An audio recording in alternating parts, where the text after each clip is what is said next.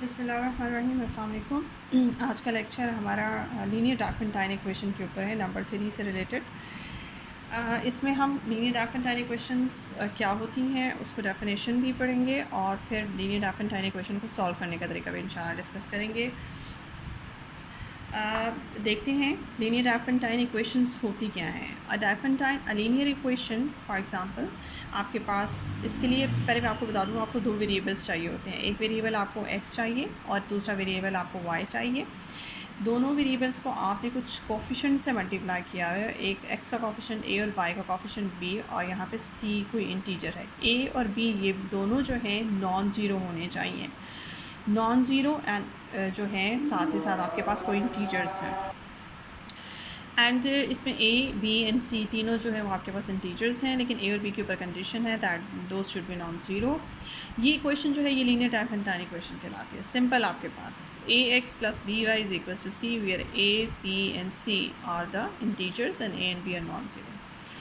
अभी Diophantine equation है, इसको लीनियर डाफेंटाइन इक्वेशन कहते हैं बिकॉज इसमें जो वेरिएबल्स इन्वॉल्व हो रहे हैं वो फर्स्ट उनकी जो हाईएस्ट पावर है वो 1 है, तो उनकी हायर डिग्री चूँकि 1 है इसलिए आपके पास ये लीनियर इक्वेशन है। सो इसके जब आप सॉल्व करेंगे इस इक्वेशन को, तो सॉल्व करके आपके पास फॉर एग्जांपल इसका सोल्यूशन आता है x की कोई ना कोई वैल्यू और y की कोई ना कोई value, for example x naught और y की वैल्यू y नॉट आती है। This is called the solution of this Diophantine equation. If x की जगह x नॉट और y की जगह y नॉट पुट करने से ये equation as it is satisfy हो जाती है। इसकी लेफ्ट हैंड साइड का आंसर राइट हैंड साइड के बराबर आ जाता है, तो ये आपके पास सोल्यूशन है।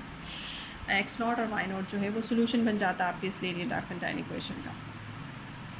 अब यहाँ पे आपके पास क्या सवाल आता है कि आपके पास क्या डाफेंटाइन इक्वेशन के एक ही सोल्यूशन होता है? नहीं, डाफेंटाइन इक्वेशन का केसेस है मे बी कि उसके एक से ज़्यादा सोल्यूशन हो, एक से ज़्यादा सोल्यूशंस भी एग्जिस्ट करते हैं, और समटाइम्स ये होता है कि आपकी डाफेंटाइन इक्वेशन जो है वो सॉल्वेबल ही नहीं होती है। वो हम एक इसके बाद हम इंशाल्लाह एक थ्योरम करेंगे, उसमें क्राइटेरिया वो आपको क्वेश्चन की थ्योरम की स्टेटमेंट में बताएगा कि क्या क्राइटेरिया ऐसा है जिसे हम देख के ये पता चला सकते हैं कि आया ये हमारी डाफेंटाइन इक्वेशन जो है वो सॉल्वेबल भी है कि नहीं है, और अगर ये सॉल्वेबल है तो इसके कितने सॉल्यूशंस एग्जिस्ट करते हैं। ठीक है, तो फॉर एग्जांपल जैसे उसने एक डाफेंटाइन इक्वेशन लिखी है x plus 7y is equal to 31। x का कोफिशिएंट इस वक्त 1 है और y का कोफिशिएंट 7 है, और इस इक्वेशन की इक्वेशन सेटिस्फाई हो जाती है अगर x को आप 24 सेट करें और y को 1 सेट करें, तो साइमल्टेनियस इन दो वैल्यूज़ पे आपकी लेफ्ट हैंड साइड का आंसर राइट हैंड साइड के बराबर हो जाता है।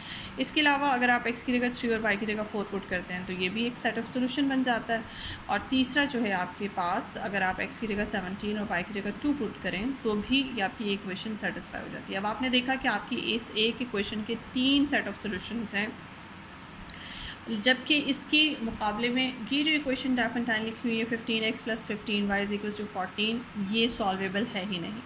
अब सवाल पहला जहन में यही आ रहा होगा कि कौन सा ऐसा क्राइटेरिया है जिसको हम रख के फ़ौरी तौर पे चेक कर सकते हैं कि आया ये डाफेंटाइन इक्वेशन सॉल्वेबल है या नहीं है। इसके लिए मैं एक थ्योरम की स्टेटमेंट आपको बताऊँगी। अच्छा जी, वो थ्योरम जो मैं आपसे कह रही थी कि हमें क्राइटेरिया बताता है किसी भी डाफेंटाइन इक्वेशन को सॉल्व करने का तरीका हमें सिखाता है, तो वो थ्योरम की स्टेटमेंट मैंने आपके सामने लिख दी है। स्टेटमेंट खासी लंबी है, लेकिन जब आपको समझ आ जाएगी तो फिर आपको पता चल जाएगा कि आपको मुश्किल नहीं लगेगी। देखिए, आपने क्या करना है, आपने जैसे कि क्वेश्चन स्टेटमेंट लीनियर डाफेंटाइन इक्वेशन की जो डेफिनेशन है उससे वाज़ेह है कि हम पहले जब भी डाफेंटाइन इक्वेशन बनाते हैं उसमें a और b नॉन ज़ीरो सेलेक्ट करते हैं। तो आपने a और b कोई से दो नॉन ज़ीरो इंटीजर सेलेक्ट किए और c कोई भी इंटीजर है। ठीक है, तो c के ऊपर ऐसी कोई कंडीशन नहीं है कि c शुड बी ज़ीरो और नॉन ज़ीरो इस तरह से।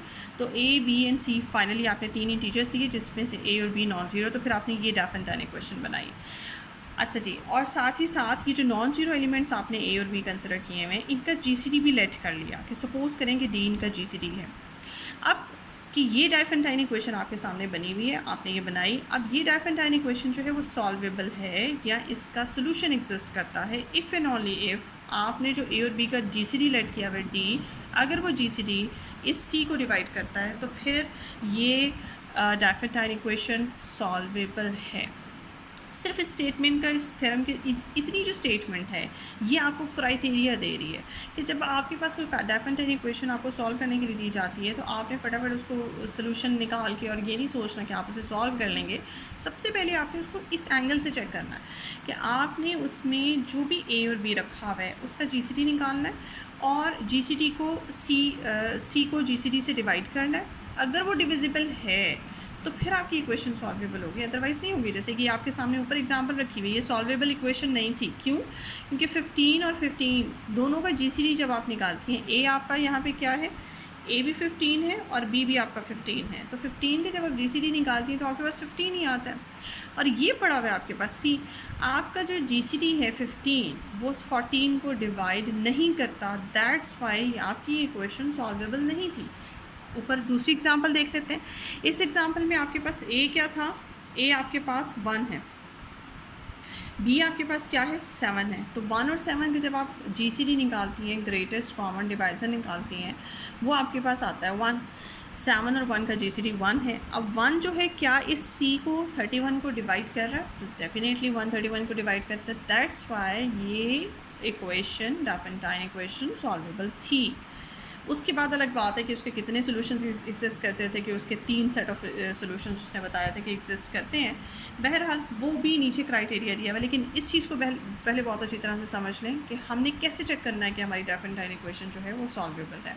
तो लेकिन जीसीडी का ताल्लुक जो है वो यहाँ पे भी है। डाफेंटाइन इक्वेशन भी, जब तक जीसीडी का कॉन्सेप्ट क्लियर नहीं होगा आप डाफेंटाइन इक्वेशन को सही तरह से समझ नहीं सकते। उसके बाद आते हैं नीचे। अब जैसे कि मैंने आपको ऊपर कहा, एक से ज़्यादा सोल्यूशंस आपके अगर सोल्यूशंस एग्जिस्ट करते हैं तो वो एक से ज़्यादा भी होंगे या हो सकते हैं। तो इसके वो एक से ज़्यादा सोल्यूशंस भी फाइंड करने का उसने जो है आपको तरीका सिखाया है। एग्ज़ाम जैसे कि आपके पास है कि अगर आप पहला एक सोल्यूशन निकाल लेते हैं, जैसे आपने पहला एक सोल्यूशन यहाँ पे सेट किया है 24 और 1, एक्स की जगह ये और वाई की जगह ये वैल्यू, अगर आप इसे पर्टिकुलर जो है वो सोल्यूशन कह देते हैं, इनिशियल सोल्यूशन जो आप निकालती हैं वो आप ये निकालती हैं x0 एंड y0, ठीक है। तो उसके बाद आप इसके जो जनरल सोल्यूशंस, बाकी सोल्यूशंस जो निकालेंगी वो इन्हीं पर्टिकुलर सोल्यूशन की हेल्प से निकालेंगी। वो कैसे निकालेंगी कि आप इन्हीं पर्टिकुलर सोल्यूशन में से अगर x की वैल्यू कैसे निकालेंगी, इसी x0 में से b/d into T times. b कौन है, ये आपके सामने लिखा हुआ है, d कौन है, जीसीडी ऑफ ए बी है, t क्या है, t यहाँ पे कोई भी इंटीजर है। अगर आप ये बना लें तो ये आपको अलग, अब t की वैल्यू यहाँ पे क्या है, अब चूँकि ये इंटीजर है, ये 0 भी हो सकता है, ये +-1 +-2 एंड सो ऑन हो सकता है। आप डिफरेंट वैल्यूज़ यहाँ इंसर्ट करती जाएंगी, आपके पास डिफरेंट इस पर्टिकुलर सोल्यूशन से ही x0 यहाँ पुट करने से, यहाँ वैल्यू बनाने से आपके पास मज़ीद मुख्तलिफ x के आंसर्स आते चले जाएंगे जिनको आप x प्राइम से रिप्रेजेंट करेंगे। सिमिलरली इस x प्राइम के करस्पॉन्डिंगली आपको y प्राइम का भी आंसर चाहिए।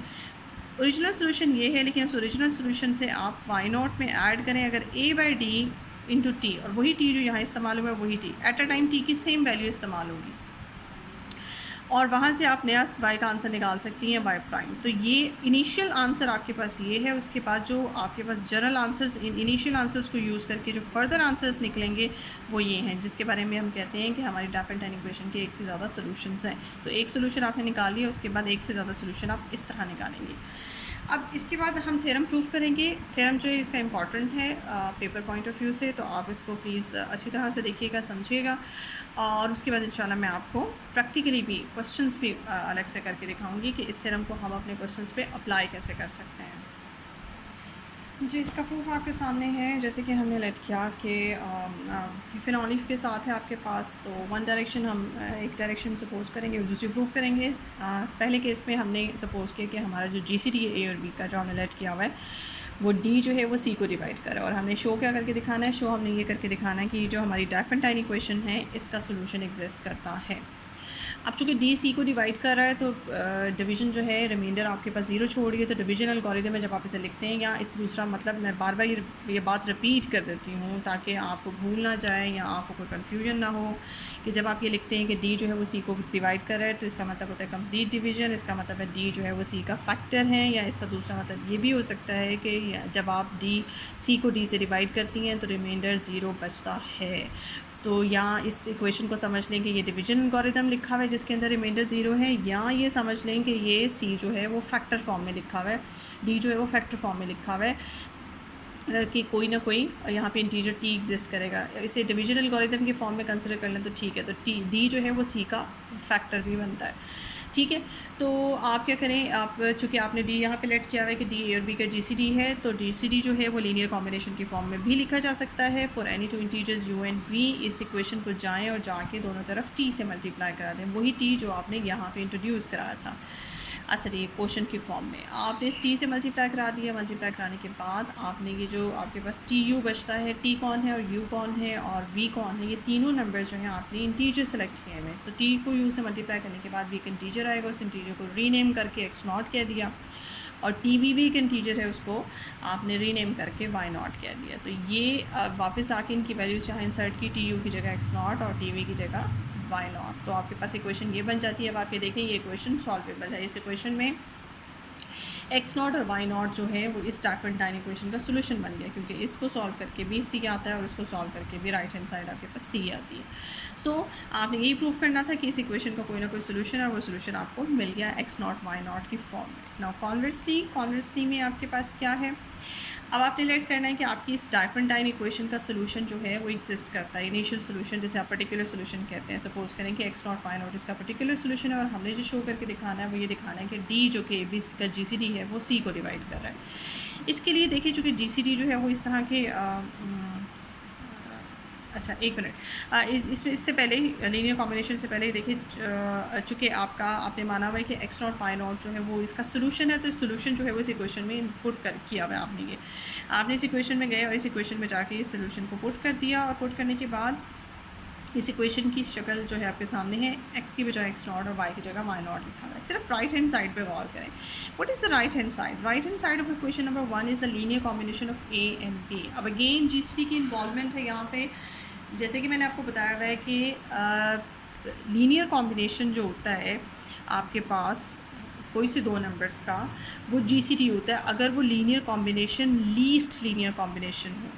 ए और बी का अगर ये लीस्ट लीनियर कॉम्बिनेशन है तो ये जीसीडी के बराबर होगा, और अगर ये लीस्ट नहीं है तो फिर ये जीसीडी के मल्टीपल के बराबर होगा। अब चूँकि ये एक रैंडमली यहाँ पे एक ए और बी का जीसीडी, ए और बी का एक रैंडम लीनियर कॉम्बिनेशन लिखा हुआ है, तो यहाँ मैं ये कह सकती हूँ इन केस ऑफ मतलब मैं एहतियाती तौर पे ये कह सकती हूँ कि मुझे एग्जैक्ट चूँकि नहीं पता कि आया ये जो लीनियर कॉम्बिनेशन है ये लीस्ट लीनियर कॉम्बिनेशन है ए और बी का, इसलिए चूँकि मुझे कंफर्म नहीं है, दैट्स वाई मैं कहूँगी कि ये लीनियर कॉम्बिनेशन जो है वो जीसीडी का मल्टीपल है। अगर मुझे ये कंफर्म हो जाए कि ये लीनियर कॉम्बिनेशन ए और बी का लीस्ट लीनियर कॉम्बिनेशन है, तो फिर मैं कहूँगी this is exactly equal to the GCD of a and b, यानी कि this is exact right hand side is exactly equal to d. But यहाँ पे हमें कंफर्म नहीं है कि ये लीनियर कॉम्बिनेशन जो है वो ए और बी का लीस्ट लीनियर कॉम्बिनेशन है, तो मैं कहूँगी कि this right hand side is the multiple of D, ठीक है। और ये सारी डिस्कशन मैं आपको जो जीसीडी का थ्योरम था, जो एक थ्योरम अपने पिछले लेक्चर में करवा चुकी हूँ कि GCD of any two numbers can be written as a linear combination of two in this form, उसमें मैं ये सारी डिटेल आपको बता चुकी हूँ, ठीक है। तो होप्स हो कि अब आपको ये मेरी बात यहाँ पे समझ आ रही होगी। अब अगली स्टेप में हम क्या करेंगे, अब अगले स्टेप में हम ये करेंगे कि ये जो राइट हैंड साइड है हमारे पास, इस राइट हैंड साइड को इस तरह से लिख लेंगे। मैंने जैसे कहा कि this right hand side is the multiple of D GCD. तो फॉर एनी इंटीजर आर, तो डी जो है वो किसी इंटीजर से मल्टीप्लाई किया जाए तो ये राइट हैंड साइड आती है। अब इसी राइट हैंड साइड को जाके यहाँ इंसर्ट कर दिया, C is equal to this and this is equal to R D, तो यहाँ पे आपने आर डी पुट कर दिया। तो यहाँ से क्या पता चलता है आपको, यहाँ से पता चलता है सी जो है वो आर डी के मल्टीपल के फॉर्म में लिखा जा सकता है। आर और डी दोनों इसके फैक्टर्स हैं। या दूसरा रिजल्ट ये भी निकलता है कि डी जो है डी भी सी को डिवाइड करता है और आर भी डिवाइड करता है, लेकिन उसमें जो हमारे मतलब का रिज़ल्ट है वो है डी सी को डिवाइड करता है। तो यही हमने प्रूव करना था, हेंस प्रूव्ड। तो ये थ्योरम हमारा प्रूव हो गया। अब इसका दूसरा पार्ट करते हैं।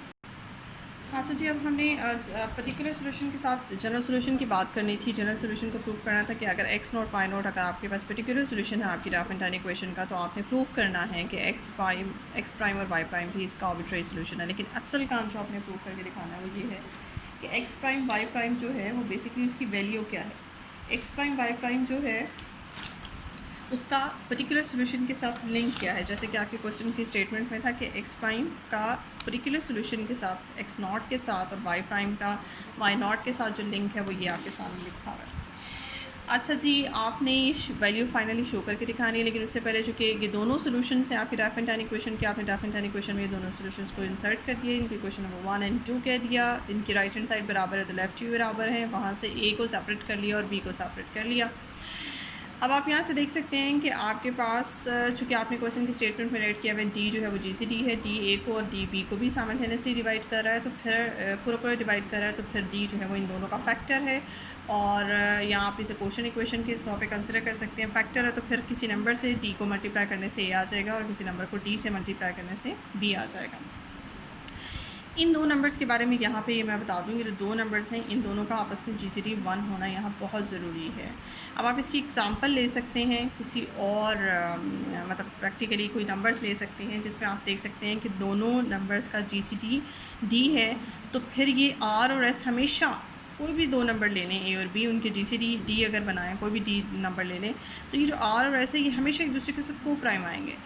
ये दोनों अगर एक दूसरे के साथ, ये बात याद रख लें कि आप इसे चेक कर लीजिएगा इस बात को, अगर ये दोनों एक दूसरे के साथ को प्राइम नहीं होंगे तो फिर GCD D नहीं बनेगा, D के अलावा कुछ और आ जाएगा। तो अगर आप ये चाहते हैं कि GCD D है ए और बी का हमेशा आए, तो फिर R और S का को प्राइम होना बहुत ज़रूरी है।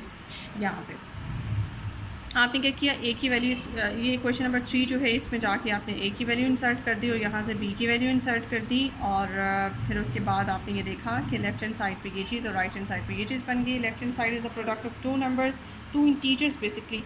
आर भी आपके पास एक इंटीजर है और ये भी इंटीजर है, एस भी इंटीजर है और ये भी इंटीजर है।